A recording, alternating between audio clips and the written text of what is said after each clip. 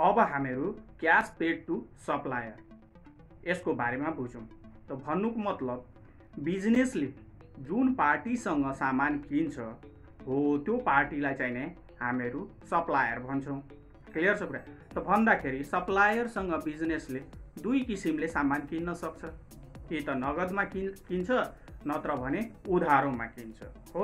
त भन्नुको मतलब अब बिजनेसले उधारोमा सामान किन्छ भने त्यो सप्लायरलाई पैसा तिर्न बाँकी छ कि छैन? बाँकी छ हो। त त्यो तिर्न बाँकी पैसालाई चाहिँ हामीहरू के भन्छौँ? क्रेडिटर भन्छौँ। क्लियर छ कुरा? त क्रेडिटरलाई हामीहरू बिल्स पेबल पनि भन्न सक्छौँ, क्रेडिटरलाई हामीहरू अकाउन्ट पेबल पनि भन्न सक्छौँ, नोट पेबल पनि भन्न सक्छौँ। क्लियर छ कुरा?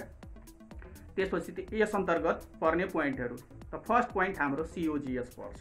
त COGS भनेको के हो? त cost of goods sold. Normally क्वेसनमा दिएकै हुन्छ, नदियो भने चाहिँ नि के गर्ने भन्दाखेरि ओपनिङ स्टक अफ र material plus purchase minus closing stock गऱ्यो भने हाम्रो COGS को क्यालकुलेसन हुन्छ। क्लियर छ कुरा?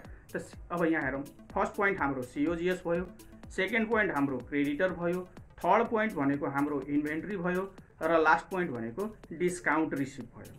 अब म बिजनेस सामान किन्न जान्छ भने बिजनेसले थोरै डिस्काउन्ट दिने हो, बिजनेसले डिस्काउन्ट रिसिभ गर्ने हो। किन्दाखेरि त डिस्काउन्ट पाउँछ, बेच्दाखेरि पो डिस्काउन्ट दिने हो। क्लियर छ कुरा? त भन्दाखेरि अब यहाँ पर्यो जम्मा 4 किसिमको कुराहरू। त COGS पहिले यो बुझौँ, यो के हो COGS? त COGS लाई हामीहरू एक्सपेन्स पनि भन्न सक्छौँ, यसलाई हामीहरू एसिस्ट पनि भन्न सक्छौँ।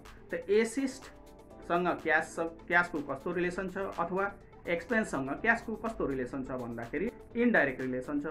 भन्नुको मतलब COGS बढ्यो भने क्यास घट्छ, COGS घट्यो भने क्यास बढ्छ।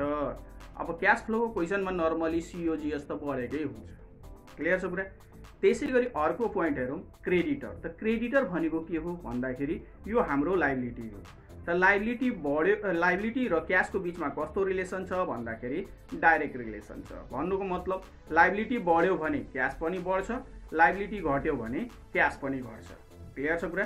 त्यसै गरी अर्को पोइन्ट छ इन्भेन्ट्री। इन्भेन्ट्री भनौँ अथवा स्टक भनौँ, यो भनेको के हो? त यो भनेको करेन्ट एसिस्ट।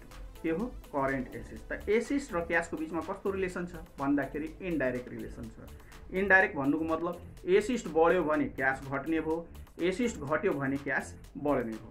क्लियर छ कुरा?